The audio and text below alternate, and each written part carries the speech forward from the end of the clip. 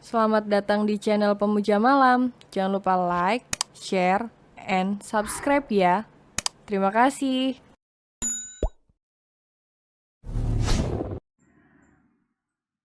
Chapter 46. Lamaran dadakan. Sabto menganggukkan kepala. Iya, aku mempersiapkan ini semua untuk kalian. Lamarlah Dek Lingga malam ini. Setelah itu aku akan mundur. Dan ingat, jangan pernah sakiti Dek Lingga. Kalau kamu melakukan hal itu, maka akulah orang pertama yang akan kamu hadapi. Entah sudah berapa kali Sabto membuat Banyu terkejut. Namun tak selang lama tubuh Banyu disergap oleh perasaan haru yang luar biasa hebat. Sabto yang ia anggap sebagai musuh bebuyutan ternyata memiliki rencana semanis ini. Tanpa basa-basi, Banyu memeluk tubuh Sabto dengan erat. Terima kasih, Sab. Terima kasih. Entah aku harus melakukan apa untuk berterima kasih kepadamu. Maafkan aku karena aku sering merendahkanmu. Sabto melerai pelukan Banyu. Ia menepuk bahu rivalnya ini. Aku juga minta maaf karena masih sering mengejar-ngejar Dek Lingga. Aku kira hati Dek Lingga bisa luluh dengan semua perhatian yang aku berikan. Tapi ternyata hatinya selalu berpihak kepadamu. Sekarang masuklah, Dek Lingga sudah berada di dalam. Banyu mulai meraih tuas pintu ruangan. Pemuda itu pun mulai masuk ke dalam ruangan yang nampak sedikit remang ini.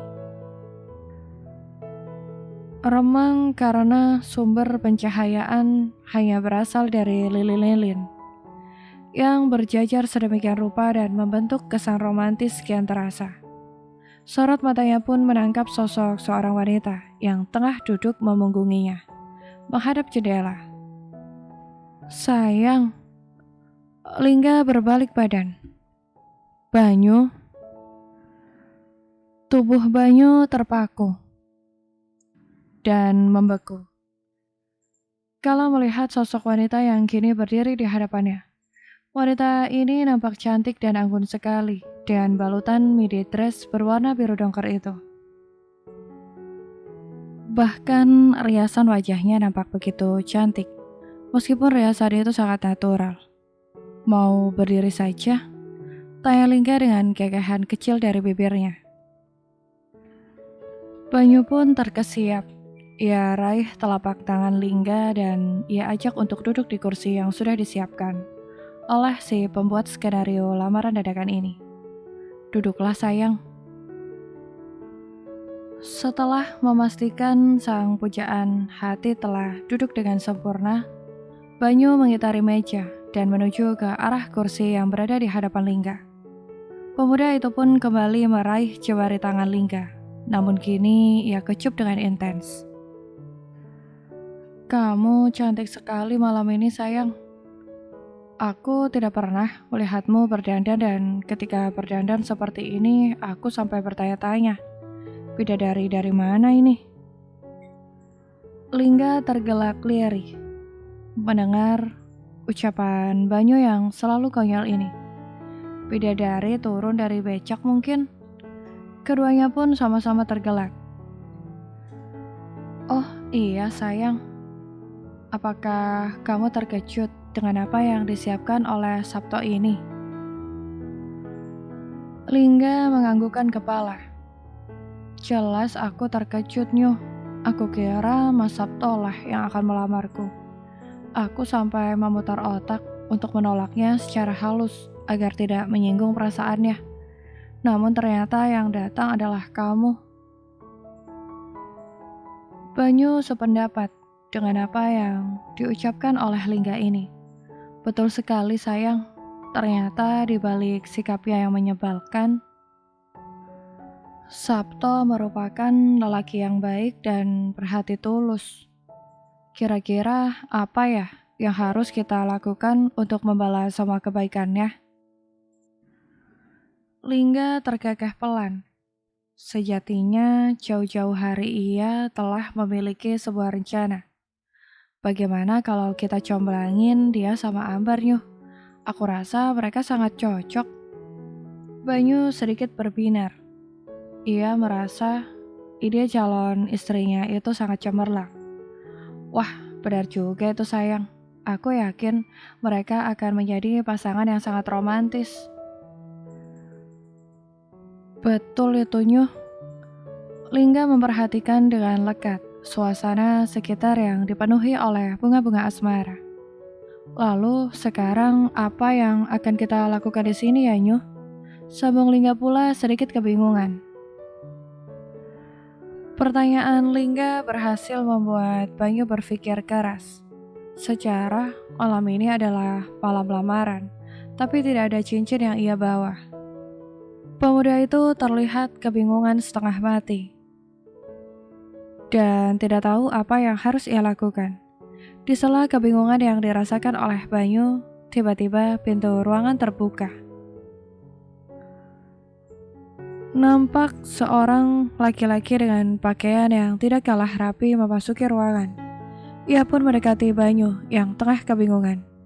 "Ini pesanan Anda, Pak, silakan diterima," ujar si lelaki sembari mengulurkan kotak peludru berwarna biru. Lagi-lagi Banyu dibuat terkejut. Ternyata Sabto juga sudah mempersiapkan cincin untuknya. Benar-benar baik tuh orang, batin Banyu. Banyu menerima kotak itu, dan si lelaki mulai melenggang pergi meninggalkan ruangan. Banyu beranjak dari tempat duduknya. Ia mendekat ke arah Lingga dan menggunakan lututnya untuk bersimpu di hadapan wanita ini. Ia buka kotak peludru ini dan ia perlihatkan ke arah Lingga. "Sayang, mungkin aku bukan tipe lelaki romantis yang bisa menggunakan kata-kata puitis di depanmu. Bahkan acara semanis ini pun bukan aku yang menyiapkannya. Namun sayang, sejak pertama bertemu denganmu, aku sudah terperangkap di dalam jerat cinta yang kamu miliki. Aku selalu kesulitan bernafas jika jauh darimu. Dan aku pun juga merasakan kehampaan, kekosongan jika tidak ada kamu. Oleh karena itu, bersediakah engkau menjadi udaraku yang memenuhi rongga-rongga dadaku? Menjadi seseorang yang mengisi kekosongan dan kehampaan ruang hatiku. Menjadi istriku dan menjadi ibu dari anak-anakku kelak sayang. Jika kamu bersedia, ambil cincin ini, dan jika kamu menolak, tutup kembali kotak peludru ini." Lingga hanya terpaku mendengar kata demi kata yang diucapkan oleh Banyu. Ia akui baru kali ini ia diperlakukan manis oleh seorang laki-laki. Bahkan dulu sang mantan suami tidak pernah melakukan hal-hal semacam ini. Tanpa terasa bulir bening dari pelupuk mata Lingga menetes seketika. Dengan tangan bergetar ia meraih cincin itu. "Aku menerimamu Banyu. Aku bersedia untuk menjadi pendamping hidupmu." Binar-binar kebahagiaan terpancar di wajah Banyu. Ia pun mengambil alih cincin yang dipegang oleh Lingga, dan ia sematkan ke dalam jemari tangan Lingga. Banyu mengecup jemari tangan pujaan hatinya ini. "Aku mencintaimu sayang, sungguh sangat mencintaimu. Begitu pula dengan aku Banyu, aku juga mencintaimu."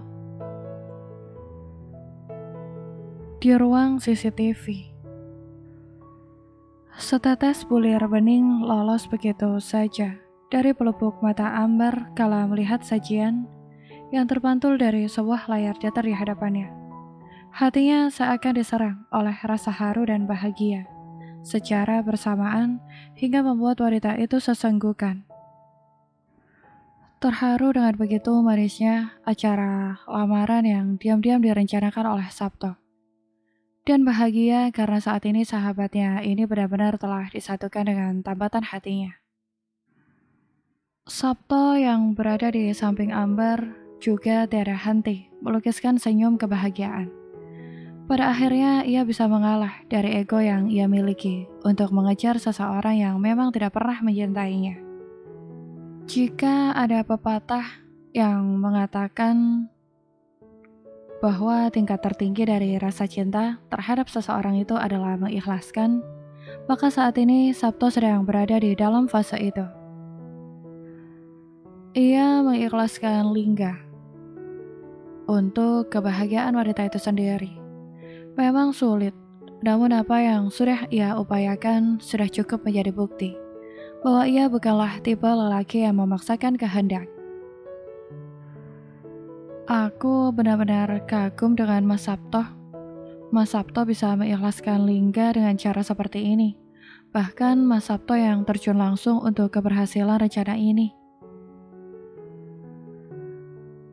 Suasana yang sebelumnya hening kini dipecah oleh suara Ambar yang terdengar memenuhi sudut-sudut ruangan. Wanita itu tidak bisa untuk tidak memuji semua pengorbanan yang dilakukan oleh anak tunggal dari pimpinan PT Sido Mundur yang begitu manis ini. Tidak dapat ia ingkari. Di dalam sudut hati terdalamnya, ia mengagumi sosok lelaki ini. Sabto tersenyum penuh arti. Anak tunggal yang biasanya bersikap semau sendiri dan begitu egois, nyatanya tidak terjadi pada lelaki itu. Ia terlihat jauh lebih mengedepankan hati daripada egonya sendiri. Aku hanya menunaikan apa yang semestinya aku tunaikan, Dek. Bisa melihat Dek Lingga bahagia sudah cukup membuatku bahagia juga. Ya, meskipun saat ini aku harus berjuang lebih keras lagi untuk mencari calon istri. Ada sinyal kegetiran dari ucapan yang dilontarkan oleh Sabto, meskipun sudah ia coba untuk menutupinya dengan kekehan kecil. Ambar begitu paham bahwa saat ini pria itu sedang mencoba untuk membalut sendiri luka tak kasat mata yang ia rasakan. Aku yakin Mas Sabto akan segera bertemu dengan jodoh terbaik yang memang sudah dipersiapkan oleh Tuhan untuk Mas Sabto. Bukankah ketika satu pintu kebahagiaan tertutup, akan terbuka pintu kebahagiaan yang lain? Sama halnya dengan jodoh. Terlebih, Mas Sabto adalah lelaki yang baik. Pastinya akan segera dipertemukan dengan jodoh yang baik pula. Ambar tidak asal berbicara. Kebaikan yang dilakukan oleh Sabto bisa jadi menjadi sebuah jalan bagi lelaki itu menemukan kebahagiaannya yang lain. Setiap kebaikan yang ditanam pasti akan menuai kebaikan pula. Begitu juga dengan Sabto sendiri. Pandangan Sabto yang sebelumnya intens menatap sebuah layar datar yang ada di hadapannya, kini bergeser ke arah samping di mana Ambar berada. Ia tatap lekat wajah wanita yang ada di sampingnya ini, dan senyum manis pun terbit di bibirnya.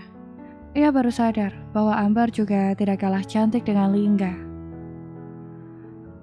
Entah apa yang terjadi kepadanya. Mengapa ia jauh lebih mudah terpesona dengan wanita-wanita dengan status janda, padahal ia bisa mencari para gadis di luar sana yang mungkin statusnya masih perawan. Semisal pintu kebahagiaanku yang lain itu adalah kamu, apa kamu bersedia menerima kehadiranku, Dek? Ambar sedikit terperanjat. Ia yang sebelumnya juga menatap intens layar datar di hadapannya, kini ia tautkan pandangannya ke arah Sabto. Pandangan mereka pun saling bersibobrok. Maksud Mas Sabto apa? Sabto mengulas sedikit senyumnya. Daripada aku mencari-cari kebahagiaan lain di luar sana, bagaimana jika aku yang memintamu untuk menjadi pintu kebahagiaan itu? Maksudku, bagaimana kalau saat ini aku melamarmu untuk menjadi pendamping hidupku? Ambar begitu terkejut mendengar ucapan Sabto ini. Itu artinya aku berperan sebagai pelarian atas luka yang Mas Sabto rasakan. Sabto menggelengkan kepala. Ia raih jemari tangan Amber untuk berusaha memangkas segala prasangka buruk yang mungkin berkecamuk di dalam kepala wanita ini. Bukan begitu maksudku, Dek.